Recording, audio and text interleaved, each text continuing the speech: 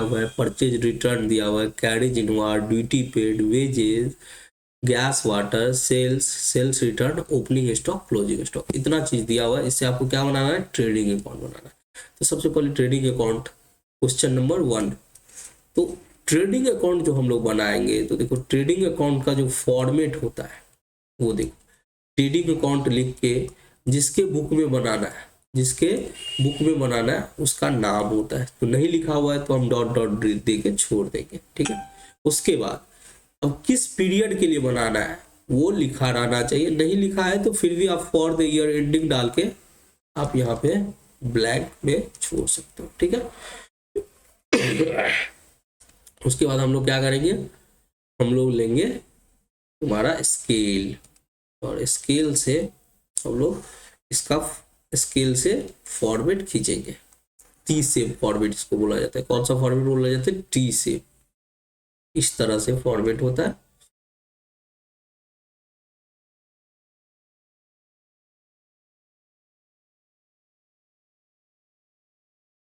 Sorry, इसको काटो, ठीक है, ये हो गया।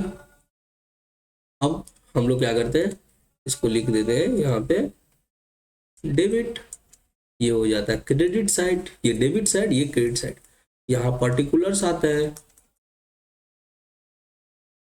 यहाँ क्या होता है, अमाउंट होता है। अब यहाँ देख सकते हो debit, particulars, amount, particulars, amount. मैंने सब कुछ पढ़ा दिया, मैं कुछ भी छोड़ने वाला नहीं।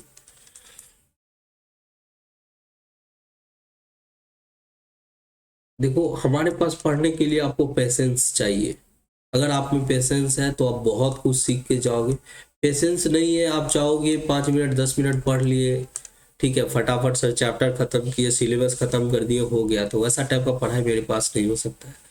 मैं पढ़ाऊंगा तो आपको पूरा डिटेल में पढ़ाऊंगा, ठीक है, जिससे कि वो चीज़ आपको दोबारा लाइफ में उसमें दिक्कत नहीं हो, आप अगर मेरा क्लास अच्छे से कर रहे हो तो, ठीक है।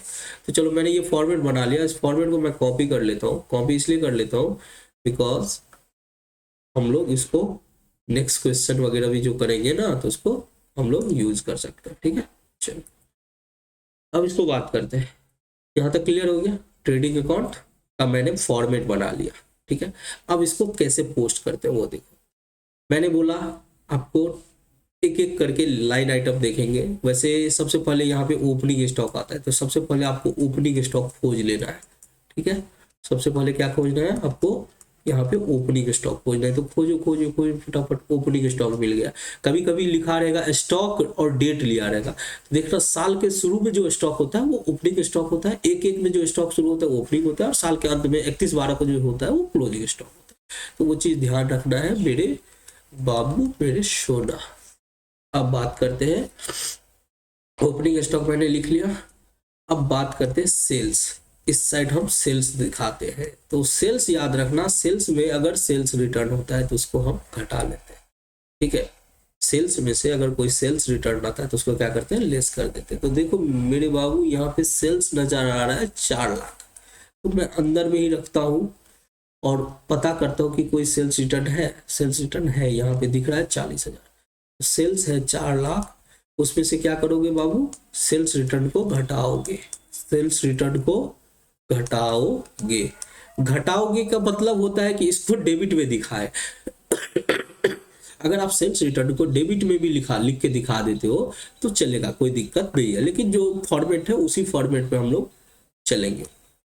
40,000 घटा दिए, तो 4 लाख में से 40,000 घटाए तो 3,60,000 हो गया आपका नेट सेल्स। अब बात करते हैं आगे, एक एक करके परचेज को देखते हैं। सबसे पहले ओपनिंग स्टॉक खोज लिए, फिर सेल्स खोज लिए, फिर परचेज खोज लिए। और परचेज में भी परचेज रिटर्न को ध्यान रखना होता है। तो 2 लाख परचेज है, परचेज रिटर्न 30,000, तो परचेज 2 लाख है और परचेज रिटर्न कितना है, 30,000। परचेज रिटर्न कितना है, 30,000। 30,000 को घटा लो, जो बचेगा वो आएगा 1,70,000, ठीक है। अब आपने ये कर दिया, ये कर दिया, ठीक है। अब बाकी सारे डायरेक्ट एक्सपेंसेस को लिखेंगे। डायरेक्ट एक्सपेंसेस ये आपको कुछ ना कुछ हद तक याद रखने पड़ेंगे कि कौन सा डायरेक्ट एक्सपेंसेस है, लेकिन याद रख, देखो एक होता है कि रट्टा लगा लिए बिना मतलब जाने, और एक होता है कि याद रखना है मीनिंग को समझ के, उस चीज को समझना है कि डायरेक्ट एक्सपेंसेस की मैंने परिभाषा आपको बताया था कि जब आप कोई भी प्रोडक्ट बनाते हो, नॉर्मली कोई भी बिजनेस में, अगर बिजनेस या कोई सर्विस इंडस्ट्री होता है तो उसमें अगर कोई प्रोडक्ट का या कोई सर्विस दिया जाता है तो उसमें रॉ मटेरियल लगता है। उसमें क्या लगता है? रॉ मटेरियल, तभी उससे फाइनल प्रोडक्ट बनता है। रॉ मटेरियल से फाइनल प्रोडक्ट बनता है। तो रॉ मटेरियल लाने का, परचेज करने का, और उसको फैक्ट्री तक लाने का, फैक्ट्री तक लाने का, और फिर उस पर मजदूरी जो भी होता है, मशीन का जो चार्ज होता है, फैक्ट्री का जो चार्ज होता है, ये सब चार्ज करने के बाद वो फाइनल प्रोडक्ट बनता है और उसको बेचते हैं। ठीक है, तो ये सब खर्चा डायरेक्ट एक्सपेंसेस है। उसके बाद मान के चलो हम उस सेल्स एजेंट को बोले कि जाओ बिक्री को बेचो, सैलरी दिए स्टाफ को, बिजली बिल अगर देखो फैक्ट्री का होगा तब तो डायरेक्ट एक्सपेंसेस हो जाएगा, लेकिन ऑफिस का है तो वो डायरेक्ट एक्सपेंसेस नहीं है, वो इनडायरेक्ट एक्सपेंसेस है। ठीक है, हम एक एक करके बात करते हैं। Carriage inward, carriage inward to direct expenses लिख दिए ना, अब बार बार टू लिखने की कोई जरूरत नहीं है, आप लिख सकते हो ऐसे भी। कैरेज इनवार्ड, अब देखो कैरेज इनवार्ड क्या होता है? कैरेज इनवार्ड होता है आपका वो मजदूरी जो आप जब सामान लाते हो कहीं से खरीद के, रॉ मटेरियल खरीद के अपने फैक्ट्री में लाते हो, तो जब इनवर्ड आप सामान अंदर अपने फैक्ट्री की तरफ ला रहे हो, ठीक है, तो वो आपका परचेज रिलेटेड खर्चा है और वो आपके डायरेक्ट एक्सपेंसेस का पार्ट होगा। लेकिन आपको कैरेज आउटवार्ड दिया, आउटवार्ड का मतलब होता है आउट मतलब होता है बाहर, यानी आपका माल बाहर जा रहा है, यानी आपका बिका हुआ माल बाहर जाएगा। माल कब अंदर आता है? जब रॉ मटेरियल आप खरीद के लाते हो तब अंदर आता है, तो उससे रिलेटेड भाड़ा यानी परचेज से रिलेटेड भाड़ा। और जब आपका माल बाहर जाता है तब भाड़ा चुकाते हो, तो कैरेज आउटवार्ड होता है, वो इनडायरेक्ट एक्सपेंसेस का। ड्यूटी पेड है 10,000, ये भी खर्चा है। ड्यूटी जब आप मान के चलो जहाज से लाते हो तो आप ड्यूटी देते हो, आपको मैंने ऑलरेडी डिटेल में बताया। वेजेज, देखो सैलरी जो होगा कभी भी ट्रेडिंग अकाउंट में नहीं जाएगा, क्योंकि वो जो होता है वो एम्प्लॉय को दिया जाता है, और वो मजदूरी जो है वो किसको दिया जाता है? वो जो फैक्ट्री में जो काम करते हैं उसको दिया जाता है। ठीक है, तो कहीं कहीं पे आपको वेजेज एंड सैलरी दिया रहेगा, तो वेजेज पहले है तो ट्रेडिंग अकाउंट में, और सैलरी एंड वेजेज दिया रहेगा तो सैलरी एंड वेजेज दिया रहेगा तो उसको हम पीएल अकाउंट में ले जाएंगे। ठीक है, चलो अब बात करते हैं गैस वाटर। तो गैस वाटर यही सबसे तो सामान बनेगा, उसके बिना तो हो नहीं सकता है। तो 6,000 तो डायरेक्ट एक्सपेंसेस है। Sales return, opening stock, closing stock दिखा दिए। अब इसको क्या करना है? टोटल कर लेना है। क्या करना है? टोटल करना है। तो क्रेडिट साइड में यहाँ पे मैंने क्लोजिंग स्टॉक नहीं दिखाया, तो क्लोजिंग स्टॉक दिखा दो। क्लोजिंग स्टॉक हो जो बाबू, क्लोजिंग स्टॉक यहाँ पे है 30,000, तो क्लोजिंग स्टॉक मैंने दिखा दिया 30,000। अब देखो 3,60,000 30,000 कितना हो गया? 3,90,000। इस साइड को जोड़ोगे, जोड़ो फटाफट।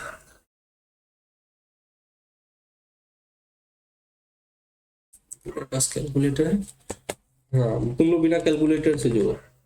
3,90,000 minus 50,000 minus 1,70,000 minus 2,000 minus 10,000 minus 22,000 minus 6,000, तो आपका 1,30,000 आपका डिफरेंस आया, जो कि आपका क्या कहलाएगा? ये आपका ग्रॉस प्रॉफिट कहलाएगा। क्या कहलाएगा? To gross profit. और ये ग्रॉस प्रॉफिट कहाँ जाएगा? पीएल अकाउंट में। तो gross profit transfer to profit and loss account, profit and loss account. ठीक है, चलो अब आई होप इस क्वेश्चन को समझने में आपको कोई दिक्कत नहीं हुआ होगा, क्योंकि ये इस पे फॉर्मेट पे मैंने बहुत काम किया, बहुत मेहनत किया, बहुत अच्छे से आपको बताया। देखो फटाफट हम लोग देख लेते हैं। क्वेश्चन 2 क्या बोल रहा है कि 31 मार्च 2018 को, 31 मार्च 2018 को आपको ट्रेडिंग अकाउंट बनाना है। From the following details for the year ended 31 March 2018 prepare a trading account. अब क्वेश्चन में ट्रेडिंग अकाउंट किसका बनाना है वो तो नहीं दिया हुआ है, ट्रेडिंग अकाउंट बनाना है, तो यहाँ पे क्वेश्चन नंबर 2 इसको कर दो। ठीक है, ट्रेडिंग अकाउंट ऑफ बनाना कब है? 31 मार्च 2018 को, यानी कि 31 मार्च 2018। चलो बाबू, फॉर्मेट में क्या रखोगे बाबू? Debit credit particulars amount rupees, particulars amount rupees. ठीक है, सबसे पहले क्या पिक करना है? सबसे पहले हम लोग को लेना है ओपनिंग स्टॉक। तो चलो फटाफट खोजते हैं हम लोग ओपनिंग स्टॉक को। तो देखो ओपनिंग स्टॉक कितना दिया हुआ है, शुरू में ही दे दिया है आपको 90,000। कितना दिया है? 90,000। ये जो ओपनिंग स्टॉक है किस डेट का होगा बाबू? अगर हम 2018 के 31 मार्च को बुक्स क्लोज कर रहे हैं, यानी उसका फाइनल अकाउंट बना रहे हैं, तो इसका मतलब ये शुरू कब हुआ होगा? ये साल शुरू कब हुआ होगा? 1/4/2017, यानी 1/4/2017 में शुरू हुआ, तब ना 12 महीना के बाद 31 मार्च 2018 को खत्म हुआ। यानी ये जो ओपनिंग स्टॉक है वो कब का है? 1/4/2017 का। ठीक है, ये परचेज सेल ये सब पूरे साल भर का है। ठीक है, और ये क्लोजिंग स्टॉक जो होगा वो कब का होगा? 31 मार्च 2018 का। मैं ये क्यों बता दिया? क्योंकि कभी कभी आपको ओपनिंग और क्लोजिंग ऐसे लिख के नहीं दिया रहेगा, आपको दिया रहेगा कि स्टॉक 1/4/17 को इतना है, स्टॉक 31 मार्च 2018 को इतना है। तो देखो जब भी कभी साल शुरू होता है, कभी अगर मार्च में क्लोज हो रहा है, ध्यान देना 31 मार्च को क्लोज हो रहा है, इसका मतलब शुरू हुआ होगा अप्रैल में, 1 अप्रैल को, यानी 1/4 को। 1/4 को शुरू हुआ, यानी 1/4/2017 को शुरू हुआ, तब जाके फिर दिसंबर, फिर जनवरी, फरवरी, मार्च 2018 को खत्म हुआ होगा। क्लियर? और एक होता है कि दिसंबर में साल क्लोज हो रहा है, दिसंबर 31, इसका मतलब शुरू कब हुआ होगा? जनवरी में। तो जनवरी में अगर शुरू होता है तो दिसंबर में खत्म होता है, और अप्रैल में शुरू होता है तो मार्च में खत्म होता है। तो ये चीज 2 कैलेंडर ईयर चलता है, अभी भी इंडिया में 2 टाइप का कैलेंडर ईयर चलता है, बाहर में भी इस तरह का कैलेंडर ईयर चलता है। तो चलो बाबू, ओपनिंग स्टॉक हमने 90,000 लिख लिया। उसके बाद हम लोग फटाफट खोजेंगे परचेज को। अब देखो परचेज 2,62,000 दिया हुआ है, परचेज रिटर्न 12,000 दिया हुआ है। तो आप क्या करोगे? परचेज को लिखोगे अंदर में, बाहर नहीं करेंगे, क्योंकि हमको परचेज रिटर्न को क्या करने? घटा लेने। 262,000 रिटर्न कितने घटाने हैं? 12,000 आपको लेस करने हैं परचेज रिटर्न। परचेज रिटर्न को क्या करने हैं? लेस करने हैं। चलो देखो, आप लोग फाइनल अकाउंट सीख रहे हो तो बहुत मजा आ रहा होगा आई होप, क्योंकि यही बेसिकली आपका मेन बेस होता है अकाउंट्स का। क्योंकि आपको इसी से आपको ये पता चलता है कि अकाउंट्स हम लोग क्यों करते हैं। अकाउंट से ही हमको पता चलता है कि हमारा प्रॉफिट कितना हुआ है, लॉस कितना हुआ है। तो चलो परचेज में से परचेज रिटर्न घटाए तो कितना हो गया? 2,50,000। कितना हो गया? 2,50,000। ठीक है, अब बात करते हैं सेल्स की। सबसे पहले फटाफट खोजो सेल्स। सेल्स है 5,25,000। सेल्स कितना है? 5,25,000। उसमें से क्या घटेगा? सेल्स रिटर्न घट जाएगा, सेल्स रिटर्न। अब देखो सेल्स रिटर्न कितना है बाबू? 10,000, 10,000। तो 5,25,000 में से 10,000 घटाओगे कितना आएगा? 5,15,000। चलो अब हम लोग क्या करेंगे? इस साइड क्लोजिंग स्टॉक भी आता है, इस साइड क्लोजिंग स्टॉक आता है, और इस साइड सारा का सारा डायरेक्ट एक्सपेंसेस आएगा। मैंने आपको बता दिया डायरेक्ट एक्सपेंसेस का मतलब होता है फैक्ट्री को चलाने में, परचेज से लेके, रॉ मटेरियल से लेके फैक्ट्री फाइनल प्रोडक्ट तक बनाने में जो खर्चे होते हैं वो डायरेक्ट एक्सपेंसेस कहलाते हैं। यहाँ पे आएंगे क्लोजिंग स्टॉक। तो क्लोजिंग स्टॉक यहाँ पे दिया हुआ है 82,000, तो लिख लिया 82,000। बाकी सारे जो डायरेक्ट एक्सपेंसेस है उसको मैं यहाँ पे लिखूंगा। मजदूरी ये डायरेक्ट एक्सपेंसेस है, वेजेज 30,000, चलो नोट कर लो। कैरेज इनवार्ड, कैरेज इनवार्ड क्या होता है? जब आप रॉ मटेरियल खरीद के अपने फैक्ट्री इन करते हो तो उस टाइम में जो भाड़ा देते हो, मजदूरी जो देते हो, जो आपका सामान लेके आता है उसको जो भाड़ा देते हो, वो कैरेज इनवार्ड कहलाता है। उसको कैरेज ऑन परचेज के नाम से भी हम लोग जानते हैं, इसको कैरेज ऑन परचेज भी बोल सकते हैं। फैक्ट्री रेंट, तो ये भी डायरेक्ट एक्सपेंसेस है। फैक्ट्री रेंट भी, फैक्ट्री में अगर किराया नहीं देंगे तो फैक्ट्री चलेगा कैसे? 24,000, 24,000। फिर है ड्यूटी क्लियरिंग चार्जेस। देखो बाबू, ये मैंने आपको बताया था कि जब आप ये समुद्र के रास्ते से आप अपना रॉ मटेरियल मंगाते हो तो आपको ड्यूटी क्लियरिंग चार्जेस देने पड़ते हैं पोर्ट पे। ड्यूटी क्लियरिंग चार्जेस कितना हो जाएगा, ये 20,000 हो जाएगा। कितना हो जाएगा, 20,000। फिर है इलेक्ट्रिसिटी और वाटर चार्जेस। अब देखो, बिना इलेक्ट्रिसिटी और वाटर के फैक्ट्री कैसे चलेगा बाबू, बताओ, तुम ही लोग बताओ। तो जो चीज फैक्ट्री को चलाने में जो खर्चे होते हैं, ऑफिस को चलाने में जो खर्चे होते हैं, वो इनडायरेक्ट एक्सपेंसेस होते हैं, और फैक्ट्री को चलाने में जो खर्चे होते हैं वो डायरेक्ट एक्सपेंसेस होते हैं। ठीक है, तो इलेक्ट्रिसिटी और वाटर चार्जेस, इसको हम लोग डायरेक्ट एक्सपेंसेस मानेंगे और यहाँ पे दिखाएंगे कितना, 16,000। तो आपका सारा हो गया।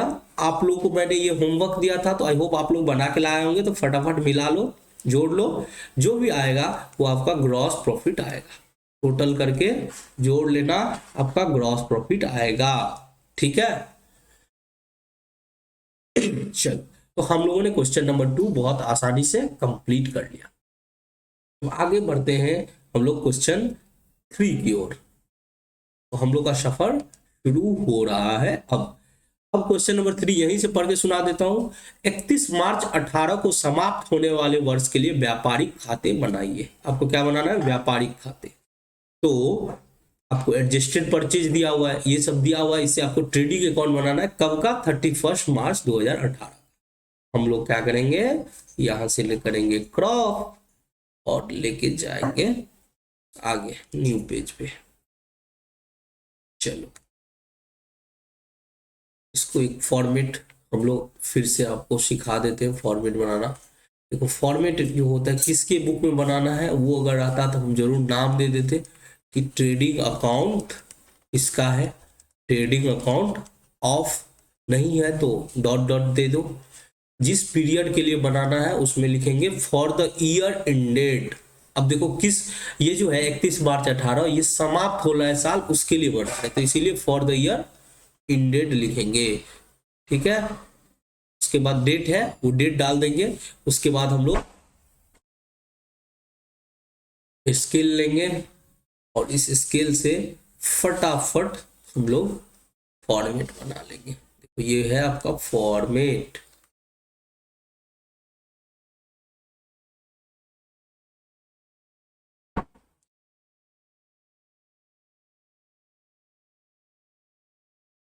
चलो, very good.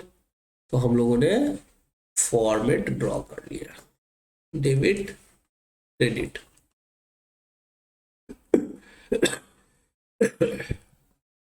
Particulars amount rupees, particulars amount. इसका अच्छे से इस चैप्टर का प्रैक्टिस कर लो, क्योंकि यही चैप्टर आपको क्लास 12 में भी काम आने वाले हैं। ठीक है, चलो, हाँ, चलो, तो आप देख सकते हो ये आपका फॉर्मेट रेडी हो गया। ये बेसिकली ये ट्रेडिंग अकाउंट का फुल फ्लेज फॉर्मेट है। मैं इसको ये यहाँ से कॉपी कर लेता हूँ, कॉपी कर लेता, एक मिनट, इसको मैं यहाँ से लेके यहाँ तक कॉपी कर लेता हूँ। कॉपी करके इसको मैं यूज कर लूंगा अगले क्वेश्चन में, न्यू पेज। ठीक है, चलो, अब इस क्वेश्चन को देखो। इस क्वेश्चन का कितना नंबर है, 3rd नंबर क्वेश्चन। तो 3rd नंबर मैंने यूज कर लिया। अब चूंकि हमको नाम नहीं दिया हुआ, बस 31 मार्च 2018 को बनाना है, तो मैं यहाँ पे लिख लेता हूँ 31 मार्च 2018। ठीक है, चलो, अब सबसे पहले हमको क्या खोजना है, ओपनिंग स्टॉक। तो सबसे पहले खोजो ओपनिंग स्टॉक। अब यहाँ पे आप कंफ्यूज करोगे। ठीक है, यहाँ पे एडजस्टेड परचेज दिया हुआ है। क्या दिया हुआ है, एडजस्टेड परचेज। ठीक है, तो ऐसे केस में जब आपका एडजस्टेड परचेज दिया हुआ रहता है, तो अगर एडजस्टेड परचेज दिया हुआ रहता है तो फिर ओपनिंग स्टॉक और क्लोजिंग स्टॉक ब्लैंक आता है। क्या मैंने बोला कि अगर आपको एडजस्टेड परचेज दिया हुआ है, क्या दिया हुआ है, एडजस्टेड परचेज दिया हुआ है, तो ओपनिंग स्टॉक और क्लोजिंग स्टॉक ट्रेडिंग अकाउंट में नहीं आता है। अब देखो एक फॉर्मूला होता है कॉस्ट ऑफ गुड सोल्ड का, कॉस्ट ऑफ गुड सोल्ड को ही हम लोग एडजस्टेड परचेज भी बोलते हैं। Adjusted purchase cost of good sold यानी कि खरीदने में जो खर्चा लगता है उसको एडजस्टेड परचेज बोलते हैं। ये होता है ओपनिंग स्टॉक, क्या होता है, opening stock plus purchase minus closing stock, opening stock plus purchase minus closing stock. तो चूंकि इस एडजस्टेड परचेज में ओपनिंग स्टॉक और क्लोजिंग स्टॉक ऑलरेडी इसमें इंक्लूड रहता है, इसीलिए अगर हमको कभी एडजस्टेड परचेज आपके क्वेश्चन में दिया रहे तो ये मान लेना कि इसमें ओपनिंग स्टॉक और क्लोजिंग स्टॉक ऑलरेडी इंक्लूड है, इसीलिए हम अलग से ओपनिंग स्टॉक और क्लोजिंग स्टॉक को नहीं दिखाएंगे। क्लियर? इसका मैं नोट भी एक लिखा देता हूं जिससे कि आप लोगों को क्लैरिटी मिलेगा। तो आप अपने बुक में लास्ट पेज के लास्ट में, यानी कि जब फॉर्मेट बना लिया, फॉर्मेट के नीचे में ऐसे नोट करके लिख लो, ठीक है। नोट में ये लिख लो कि अगर एडजस्टेड परचेज दिया रहता है, नोट, अगर एडजस्टेड परचेज दिया हो, अगर एडजस्टेड परचेज दिया हो तो उसमें ओपनिंग एंड क्लोजिंग स्टॉक का एडजस्टमेंट ऑलरेडी किया जाता है। दिया हो तो उसमें opening stock and closing stock का adjustment already, opening stock and closing stock का एडजस्टमेंट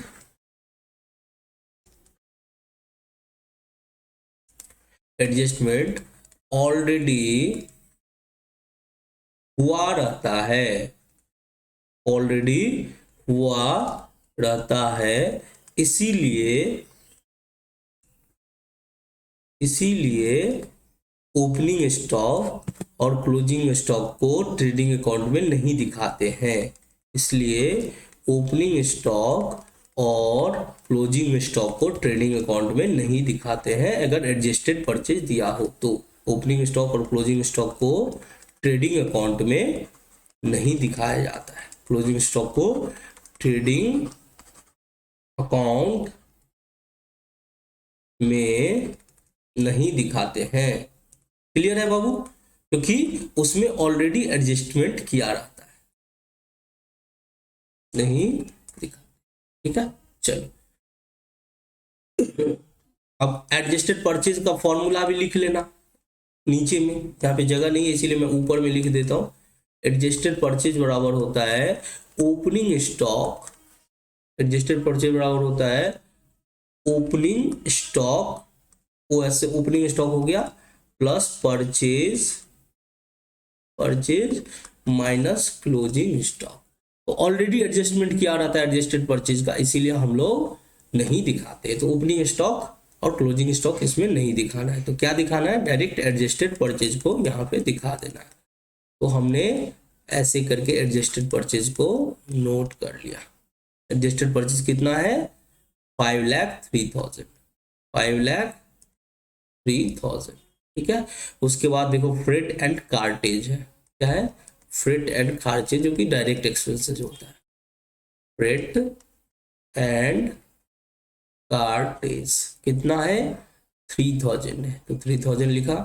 फिर है सेल्स रिटर्न, तो सेल्स रिटर्न से पहले तो सेल्स दिखाओगे बच्चों, 6,30,000, तो बाय सेल्स दिखा दिया 6,30,000 less sales return. Sales return को क्या करेंगे, लेस कर देंगे। सेल्स रिटर्न कितना है, 10,000 है, सेल्स रिटर्न 10,000 है, तो 10,000 क्या किए, लेस कर दिए, तो कितना हुआ, 6,20,000। क्लोजिंग स्टॉक आपको नहीं दिखाना है, क्लोजिंग स्टॉक क्योंकि इसको एडजस्टेड परचेज में ऑलरेडी इंक्लूड कर लिया गया है। ठीक है, बाकी सारे जो है वो दिखाओ। वेजेज है तो वेजेज को दिखा लो, वेजेज डायरेक्ट एक्सपेंसेस होता है, वेजेज कितना हो जाएगा, 4,000। 4000, वॉक एक्सपेंसेस 6000, वॉक एक्सपेंसेस कितना हो गया 6000। ठीक है, सेल्स ऑलरेडी दिखा दिए, रेंट दिखाना भी नहीं है, अगर फिगर दिया रहता तो उसे फिगर दिया भी नहीं है। ठीक है, इसको टोटल करो कितना हो गया, इधर 6,20,000 हो गया और 6,20,000 और इधर लेस कर दो 6,20,000 में से बाकी जितने भी है 5,03,000 यानी कि 5,03,000 5,06,000 5,10,000 5,16,000, तो बचा कितना 1,04,000 आई थिंक। ये आपका क्या कहलाएगा, ग्रॉस प्रॉफिट, ग्रॉस प्रॉफिट। चलो, तो I hope third number question में आपको कोई तरह की दिक्कत नहीं आई। चलो, अब लोग फोर्थ नंबर क्वेश्चन देखते हैं। ठीक है, फोर्थ नंबर क्वेश्चन, ये भी आपको, इसमें भी आपको ट्रेडिंग अकाउंट बनाने हैं।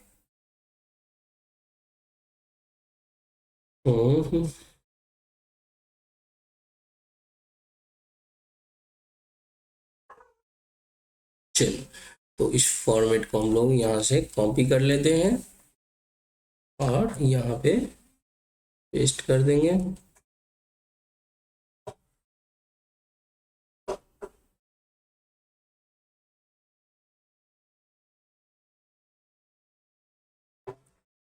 चलो, इसको यहाँ पे रख दिए।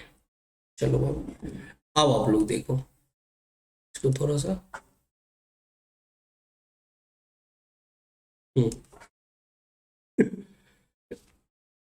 चलो, तो क्वेश्चन क्या बोल रहा है कि चंद्रमोहन के निम्नलिखित विवरणों से 31 मार्च 2018 को समाप्त होने वाले वर्ष के लिए व्यापार खाता, आपको ट्रेडिंग अकाउंट बनाना है किसके बुक में, चंद्रमोहन के बुक में। तो आप यहां पे लिख दो trading account of Chandramohan, trading account of Chandramohan. ठीक है, फॉर द ईयर एंडेड, अब कब के लिए बनाना है, 31 मार्च 2018, तो 31 मार्च 2018। ठीक है, चलो, अब हम लोग देखेंगे फटाफट। बस एक ही चीज याद रखना है कि अगर एडजस्टेड परचेज दिया है तो ओपनिंग स्टॉक और क्लोजिंग स्टॉक को अलग से नहीं दिखाना है। ठीक है, बाकी 31 मार्च 18 आपको स्टॉक दिया हुआ 1/4/17 यानी 31 मार्च 18 को बुक्स क्लोज हो रहा है, तो शुरू कब हुआ होगा, 1/4/17 को। इसका मतलब ये जो स्टॉक दिया हुआ है ये ओपनिंग है, ये जो स्टॉक दिया हुआ है ये कौन सा स्टॉक है, ओपनिंग है। तो हम लोग लिखेंगे फटाफट यहाँ पे to opening stock, opening stock कितना दिया हुआ है, 6,000 दिया हुआ है, ओपनिंग स्टॉक 6,000। फिर आपको परचेज भी दिया हुआ है, क्या दिया हुआ है, परचेज। तो देखो परचेज को नोट करो, परचेज में कुछ एडजस्टमेंट भी है। देखो परचेज है 34,600 का, परचेज कितना है 34,600 का। इसको अंदर में रखना है क्योंकि मैं देख चुका हूं कि परचेज रिटर्न भी है। देखो परचेज रिटर्न है ना कितने का, 1200 का। तो हम लोग परचेज रिटर्न को क्या करेंगे, लेस कर देंगे, परचेज रिटर्न को क्या करेंगे, लेस करेंगे। आप लोग फुल फॉर्म लिखना, मैं शॉर्ट फॉर्म में लिख दिया परचेज रिटर्न, लेकिन फुल फॉर्म में आप लोग जरूर लिखना इसको। तो 1200 को मैंने लेस कर दिया, यानी 34,600 में से 1200 घटा दिया तो कितना हुआ, 33,400, 33,400। क्लियर। चलो, अब बात करते हैं किसकी, आगे क्या है, देखो आगे है सेल्स, सेल्स है, बोला है इसमें सेल टैक्स रिकवरी 4600 है, 4,600। देखो सेल टैक्स रिकवरी क्या होता है इसको समझो, सेल टैक्स रिकवरी क्या होता है, सेल टैक्स रिकवरी बेसिकली ये होता है जीएसटी। आपको पता है कि जीएसटी क्या होता है, सरकार का होता है। हम सेल्स जब कस्टमर को बेचते हैं तो टैक्स भी वसूलते हैं, टैक्स वसूलते हैं और वो पैसा सरकार को जमा कर देते हैं। तो आपका जो टोटल सेल है वो सेल टैक्स घटा के होता है। ठीक है, तो आप क्या करोगे, यहाँ पे लिखोगे बाय सेल्स, आपका सेल्स कितना है 79,500, 79,500। लेकिन इसमें सेल टैक्स जो इंक्लूड है वो घटाओगे। क्यों? क्योंकि सेल टैक्स सरकार का होता है, गवर्नमेंट का होता है। ये पैसा जो आपने कस्टमर से कलेक्ट किया, इसे गवर्नमेंट के खाते में जमा करना पड़ता है। तो बेसिकली ये अकाउंट्स के टर्म में ये एक लाइबिलिटीज होता है, और सेल्स हमारा क्या होता है? रेवेन्यू होता है, इनकम होता है। तो आपका इनकम बढ़ा हुआ है क्योंकि आपने कस्टमर से गवर्नमेंट का पैसा आपने गवर्नमेंट के बिहाफ में अपने कस्टमर से कलेक्ट किया। वो चूंकि आपका पैसा नहीं है तो आप वापस कर दोगे गवर्नमेंट के अकाउंट में। तो जब तक वो रहता है तब तक वो आपके लायबिलिटीज के रूप में आपके बुक्स में रहता है। तो सेल टैक्स को हम लोग क्या करेंगे? घटा देंगे। तो कितना है मेरे बाबू? 4,600 सेल टैक्स है। 79,500 में से 4,600 घटेगा तो कितना बचेगा? 900। ये 78 में से 4 गया, 74,900। ठीक है, कैलकुलेशन आप लोग अच्छे से कर लेना। अब बाकी सारे जो आएंगे वो आएंगे वेजेस के रूप में, सॉरी डायरेक्ट एक्सपेंसेस के रूप में। तो मैं एक ही लाइन में यहाँ पे अलग अलग करके भी लिखना चाहो कोई दिक्कत नहीं है, एक ही लाइन में लिखना चाहो आप लिख सकते हो, डायरेक्ट एक्सपेंसेस। ठीक है, अब यहाँ पे एक एक करके लिख लो। आपका वेजेज आ रहा है 21,000 का, वेजेज आ रहा है कितने का? 21,000 का। क्लियर? फिर है आपका सैलरीज ऑफ फैक्ट्री स्टाफ। अब यहां पे देखो, ये थोड़ा सा टेक्निकल वर्ड लगा दिया। सैलरीज है, नॉर्मली सैलरी को इनडायरेक्ट एक्सपेंसेस मानते हैं, लेकिन बोला है फैक्ट्री स्टाफ का सैलरी, तो उसको सैलरी नहीं देगा तो फैक्ट्री कैसे चलेगा? और फैक्ट्री नहीं चलेगा तो फाइनल प्रोडक्ट कैसे बनेगा? तो ये सैलरी को हम जरूर डायरेक्ट एक्सपेंसेस का पार्ट मानेंगे। Salary of factory staff, salary of factory staff, इसको मैंने क्या मान के चला हूं? डायरेक्ट एक्सपेंसेस मान के चला, क्योंकि ये फैक्ट्री इस स्टाफ के बिना रन नहीं हो सकता है। चलो अब बात करते हैं पावर एंड फ्यूल। कितना है? 2,100। पावर एंड फ्यूल आपको पता है ना, बिना पेट्रोल डीजल का फैक्ट्री कैसे चलेगा। चलो आगे देखो क्या है। सन्ड्री फैक्ट्री ओवरहेड, छोटा मोटा खर्चा 1,300। Sundry factory overhead, factory overhead कितने का? 1,300 का। चलो अगला क्या है? अगला है आपका कैरेज। कैरेज, अगर कैरेज कुछ नहीं बोला तो मैं क्या मान के चलूंगा कि ये गुड्स जो आप रॉ मटेरियल खरीद के लाते हो उसका खर्चा कितना? 2,000। अब चूंकि मेरे पास जगह कम है तो थोड़ा सा इसको ऊपर कर लूंगा। ठीक है, उसके बाद क्या है? कैरेज के बाद क्या है? देखो कैरेज के बाद है एक्सपोर्ट, एक्सपोर्ट इंपोर्ट। अब देखो बेटा, यहाँ पे एक्सपोर्ट और इंपोर्ट वर्डिंग है। अब देखो एक्सपोर्ट कब करते हैं? आप अपना जब सामान सेल करते हो, बाहर ले जाते हो, तब एक्सपोर्ट का वर्ड यूज होता है। और जब आप अंदर लाते हो तब इंपोर्ट का यूज होता है। तो एक्सपेंसेस जो होता है हमेशा इंपोर्ट एक्सपेंसेस डायरेक्ट एक्सपेंसेस होता है, एक्सपोर्ट एक्सपेंसेस कभी भी डायरेक्ट एक्सपेंसेस नहीं होगा। तो इंपोर्ट्स लेना है। क्यों? वर्ड को समझो। अगर हम निर्यात कर रहे हैं यानी हम अपना सामान किसी दूसरे कंट्री में ले जाके बेच रहे हैं तो वो होता है एक्सपोर्ट। अब देखो ये है इंडिया, ये है इंडिया, ठीक है, और ये है मान के चलो चाइना। ठीक है, तो चाइना से अगर कोई सामान रॉ मटेरियल ला रहे ये हुआ इंपोर्ट। इसका मतलब हुआ परचेज किए। इंपोर्ट कब होता है? परचेज करते हैं तब। ठीक है, कोई सामान रॉ मटेरियल खरीद के ला रहे हैं तो इसको इंपोर्ट बोलते हैं। और जब सेल कर रहे हैं चाइना को यानी कि ले जा रहे हैं तो ये होता है एक्सपोर्ट, इसको सेल बोला जाता है। तो मैंने आपको क्या बोला कि जब भी परचेज से रिलेटेड खर्चा होगा तो वो डायरेक्ट एक्सपेंसेस होगा। इसीलिए हम लोग एक्सपोर्ट को नहीं दिखाने वाले, किसको दिखाने वाले हैं? इंपोर्ट को। ठीक है, कितना है इंपोर्ट? 14,100, 14,100। फिर क्या है? फ्रेट है, फ्रेट कितना है? 1,000। ठीक है, अब इसको कैलकुलेट करो इसको। और हाँ, क्लोजिंग स्टॉक नहीं दिखाया है, इधर क्लोजिंग स्टॉक दिखा दो। क्लोजिंग स्टॉक दिखा दो। तो क्लोजिंग स्टॉक दिखाओगे तो कितना आएगा 17,500। चलो फटाफट इसको कैलकुलेट करके देखो, तो कैलकुलेट करके मुझे बताओ कि कितना हुआ है, फिर हम लोग आगे बढ़ते हैं। चलो तो यहां तक नोट कर लिए। चलो अब आप लोग कैलकुलेट किए होंगे तो आपको आंसर यहाँ पे मैच नहीं किया। क्यों? क्योंकि मैंने आपको क्या बताया कि जब हम बाहर भेजते हैं सेल करने के पॉइंट ऑफ व्यू से, उसको एक्सपोर्ट बोला जाता है। तो ये जो एक्सपोर्ट है 8,500, ये क्या है आपका? ये आपका इनकम है। तो इनकम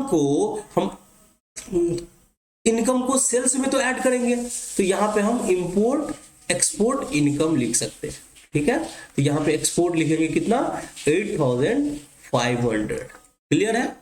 देखो आप समझो चीज को, अगर आप इंडिया से बाहर ले जाते हो तो वो परचेज का पार्ट होता है, इसीलिए इंपोर्ट को मैंने इधर दिखा दिया एक्सपेंसेस के रूप में डेबिट साइड में। लेकिन अगर एक्सपोर्ट को भी उसी साइड लिखाएंगे तो गलत हो जाएगा, क्योंकि एक्सपोर्ट का मतलब हुआ कि आप अपना माल बाहर गए हो, विदेश में बेचे हो, तो वो एक प्रकार का सेल हो जाता है, और सेल हमेशा क्रेडिट साइड में आता है। तो मैंने एक्सपोर्ट को कहां दिखाया? क्रेडिट साइड में दिखाया। अब आप टोटल कर लेना, टोटल करने के बाद आपका टोटल जो आएगा वो कितना आएगा 74,900 प्लस 17,500 प्लस 8,500 मिला के आपका हो जाएगा 1,09,000। कितना हो जाएगा? 1,09,000, 1,09,000। ठीक है, और डिफरेंस जो होगा वो आपका ग्रॉस प्रॉफिट कहलाएगा। डिफरेंस क्या कहलाएगा? Gross profit. कितना? ये 5,000 आपका हो जाना चाहिए। वैसे मैं कैलकुलेट कर लेता हूं, 6,000 minus 33,400 minus 21,000 minus 15,000 minus 2,100 minus 1,300 minus 2,000 minus 14,100 minus 1,000 बराबर 5,000। क्लियर है? इसमें आपने जो इंपॉर्टेंट चीज सीखा वो क्या सीखा? वो सीखा कि एक्सपोर्ट जो है क्रेडिट साइड में होता है, क्योंकि ये लाइक सेल्स की तरह होता है। ये किसके तरह होता है? सेल्स की तरह होता है। ठीक है, और दूसरा इंपोर्ट जो होता है ये परचेज की तरह होता है। ये किसकी तरह होता है? परचेज की तरह होता है। तो ये दो चीज आपके लिए शायद नया होगा। ठीक है, आप लोग वीडियो को पॉज करके एक क्वेश्चन नोट कर लो। ठीक है, चलो तो हम लोग आगे बढ़ते हैं।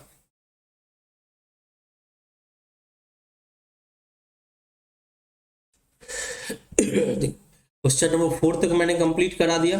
अब बात करते हैं क्वेश्चन नंबर 5 की। ठीक है, तो क्वेश्चन नंबर 5 क्या बोल रहे हैं आपको? ये आपको बोल रहे हैं कि ग्रॉस प्रॉफिट निकालना है। क्या निकालना है? ग्रॉस प्रॉफिट निकालिए। तो देखो ग्रॉस प्रॉफिट तो आप ट्रेडिंग अकाउंट से भी निकाल सकते हो, है कि नहीं है? अब जब आप ट्रेडिंग अकाउंट खोलोगे तो आपका वैसे भी ग्रॉस प्रॉफिट निकल जाने वाला है कि नहीं? चलो तो इसी फॉर्मेट को हम लोग क्या करेंगे, ले लेंगे कॉपी, कॉपी करके और यहाँ पे हम लोग पेस्ट कर देंगे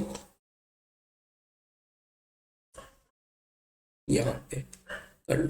अब क्या करोगे, नोट दे दो क्वेश्चन नंबर 5। अब क्या बोल रहे हैं? निम्नलिखित सूचना से सकल लाभ निकालिए, यानी ग्रॉस प्रॉफिट निकालिए। तो अगर हम ट्रेडिंग अकाउंट बना लेंगे तो आपका जो डिफरेंस आएगा वैसे भी ग्रॉस प्रॉफिट आ जाएगा, है कि नहीं है? चलो तो ये फटाफट फॉर्मेट देखो। ओपनिंग स्टॉक दिया हुआ है, ओपनिंग स्टॉक कितना दिया हुआ है? 7,000 दिया हुआ है, तो लिख लो ओपनिंग स्टॉक 7,000। ओपनिंग स्टॉक कितना? 7,000। इसमें डेट वगैरह कुछ नहीं लिखा है तो खाली छोड़ दिया मैंने। ठीक है, उसके बाद देखो सेल्स लिखा हुआ है, तो सेल्स इस साइड लिख दो, बाय सेल्स। सेल्स कितना? 80,000। सेल्स कितना? 80,000 लेस करेंगे रिटर्न। सेल्स में जो रिटर्न आएगा वो कितना आएगा? 10,000 आ रहा है। 10,000 घटा के जो बाद बचेगा वो होगा 70,000। अब परचेज कितना दिया हुआ है? 25,000। परचेज कितना दिया हुआ है? 25,000। परचेज लिखो 25,000। ठीक है, क्लोजिंग स्टॉक, यहाँ पे क्लोजिंग स्टॉक नोट कर लो। क्लोजिंग स्टॉक कितना है बाबू? Closing stock 2,500। 2,500 और खर्चे में दो खर्चे दिए हुए, फ्यूल, पावर एंड इलेक्ट्रिसिटी और वेजेस। तो नोट कर लो इसको, fuel, power and electricity. Fuel, power and electricity कितना, 3000, ठीक है। वेजेस कितना, 5000। वेजेस कितना, 5। टोटल करो, आपका ग्रॉस प्रॉफिट इस साइड आएगा, इस साइड ग्रॉस प्रॉफिट आ जाएगा। देखो यही आपका आंसर कहलाएगा। चलो तो इधर आ रहा है आपका 72,500, इधर भी कर लो 72,500। उसमें से 72,500 में से 7,000 को लेस करो, 25,000 लेस करो, 3,000 लेस करो और 5,000 लेस करो, कितना आएगा, 32,500। 32,500 क्लियर है। देखो कितना आ गया आंसर, 32,500, ठीक है। चलो तो आप लोग नोट कर लो इसको फटाफट, और फिर हम लोग नेक्स्ट क्वेश्चन पे मूव ऑन करते हैं। देखो बहुत आसान है, ट्रेडिंग अकाउंट बनाना कुछ भारी नहीं है, 2-4 बार प्रैक्टिस करोगे आपको समझ में आ जाएगी। चलो तो अगला क्वेश्चन हम लोग देखते हैं, क्वेश्चन नंबर 6। तो देखो क्वेश्चन नंबर 6 क्या है,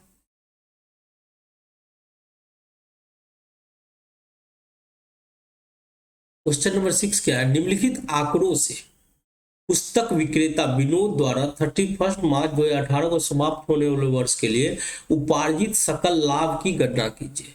उपार्जित सकल लाभ की गणना कीजिए, ठीक है। तो आपको क्या दिया हुआ है, कैश सेल दिया हुआ है, क्रेडिट सेल दिया हुआ है, सेल्स रिटर्न दिया हुआ है, इससे तो टोटल सेल्स हो जाएगा। और वर्ष के दौरान बेचे गए माल की लागत दिया हुआ है 6 लाख।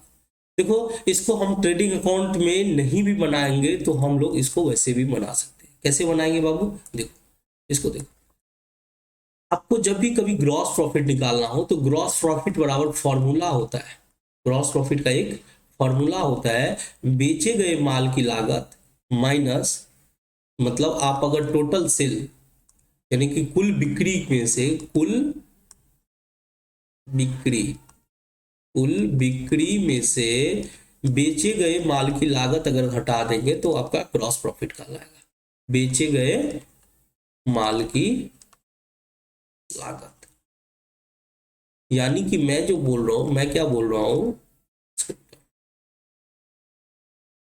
मैं बोल रहा हूं कि ग्रॉस प्रॉफिट का फॉर्मूला होता है, एक ग्रॉस प्रॉफिट का एक फॉर्मूला होता है कि टोटल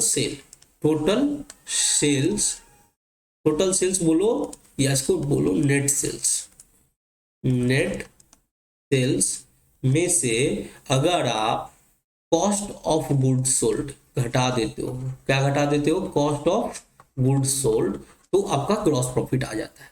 अब नेट सेल्स कैसे निकलेगा, नेट सेल मतलब क्या होता है कि आपका कुल बिक्री में से रिटर्न घटा दो तो आ जाता है, यानी कि cash sales plus credit sale, यानी नगद बिक्री प्लस उधार बिक्री दोनों मिला के कुल बिक्री हो जाएगा। Cash sale plus credit sales minus sales return, उसमें से अगर आप रिटर्न घटा लो तो आपका नेट सेल हो जाता है। तो अब देखो कैश सेल्स कितना है बाबू, कैश सेल है 5 लाख, कैश सेल कितना है 5 लाख, ठीक है। और उधार बिक्री कितना है, क्रेडिट सेल कितना है 2 लाख, तो दोनों को जोड़ दिए। और रिटर्न कितना है, विक्रय वापसी कितना है 5000, तो वापसी घटा दिए, यानी कि आपका 7 लाख में से 5,000 घटा रहे हैं तो यानी 6,95,000 आपका नेट सेल्स आ गया। कॉस्ट ऑफ गुड्स सोल्ड आपको दिया हुआ है, वर्ष के दौरान बेचे गए माल की लागत 6 लाख आपको दिया हुआ है, तो आपका ग्रॉस प्रॉफिट फटाफट निकल जाएगा। ग्रॉस प्रॉफिट बराबर क्या हो जाएगा, नेट सेल निकल गया 6,95,000, बेचे गई माल की लागत 6 लाख है, तो आपका जो नेट ग्रॉस प्रॉफिट आएगा वो कितना आएगा 95,000 आएगा। ग्रॉस प्रॉफिट कितना आ जाएगा, वो आपका 95,000 आ जाएगा। देखें ये आपका आ गया 95,000। आई होप आपको समझ में आ गया होगा कि ग्रॉस प्रॉफिट बराबर होता है जब आप टोटल विक्रय को, टोटल सेल्स को अगर हम कॉस्ट ऑफ गुड्स सोल्ड यानी कि कुल बिक्री को अगर बेचे गए माल की लागत यानी जितना बेचे उसका कॉस्ट। आप देखो ट्रेडिंग अकाउंट जो बनाते हो वही तो करते हो, सेल्स को क्रेडिट साइड में रखते हो, बाकी सारे खर्चे को डेबिट साइड में, यानी कि जो सामान बेचे उसका जितना लागत आया, उस सामान को बनाने में जो तो जितना लागत आया उसको डेबिट साइड में रख लेते हो, और जितना बचा हुआ था उसको क्रेडिट साइड में, क्लोजिंग स्टॉक यानी उसको भी माइनस कर लेते हो। तो यानी कि नेट खर्चे को आप लेस करते हो, ठीक है, उससे आपका ग्रॉस प्रॉफिट आ जाता है। यहाँ भी वही कर रहे हैं आप, टोटल बिग सेल्स को यानी कैश सेल क्रेडिट सेल दोनों को जोड़े, उसमें जो सेल्स रिटर्न है उसको घटाया, और बाकी जितना खर्चा किए उसको बेचने तक में जो मतलब बेचे गए हैं उसकी जो लागत आई उसको घटा दिए, तो वो हमारा ग्रॉस प्रॉफिट बन गया। ठीक है, चलो ये भी हो गया। हम 7 नंबर क्वेश्चन की बात करते हैं। किसकी बात करते हैं? 7 नंबर क्वेश्चन की। तो ये देखो 7 नंबर क्वेश्चन क्या है, आपको find the gross profit from the following data. Sales दिया हुआ है, सेल्स रिटर्न दिया हुआ है, ठीक है, और उस पे बोल रहा है कि सकल लाभ का जो मार्जिन है वो 25% है। अब देखो इसको, इस तरह के क्वेश्चन को आराम से आप लोग बना सकते हो। देखो सेल्स दिया हुआ है, सेल्स कितना दिया हुआ है? 1,02,000। आपको पता है उसमें से रिटर्न घट जाता है, सेल्स रिटर्न क्या हो जाएगा? घट जाएगा, कितना? 2,000 घट जाएगा, तो आपका जो नेट सेल आएगा वो 1 लाख आएगा। नेट सेल कितना आएगा? 1 लाख। ठीक है, अब आपको मार्जिन कितना बोला है, ग्रॉस प्रॉफिट कितना बोल रहा है?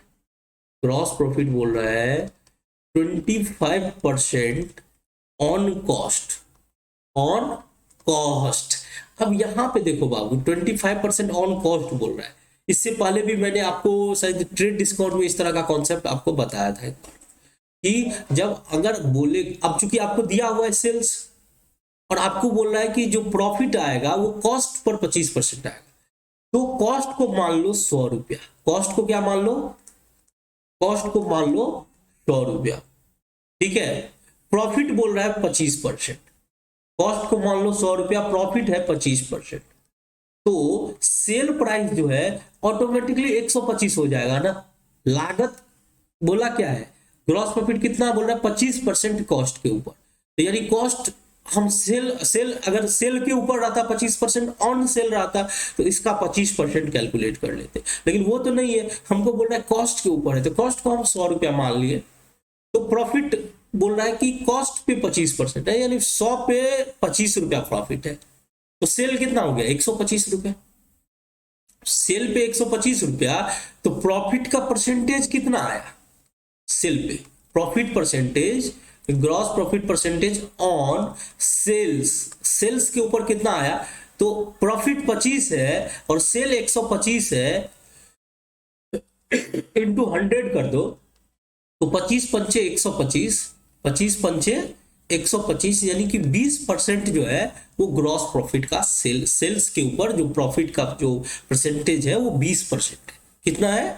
20%।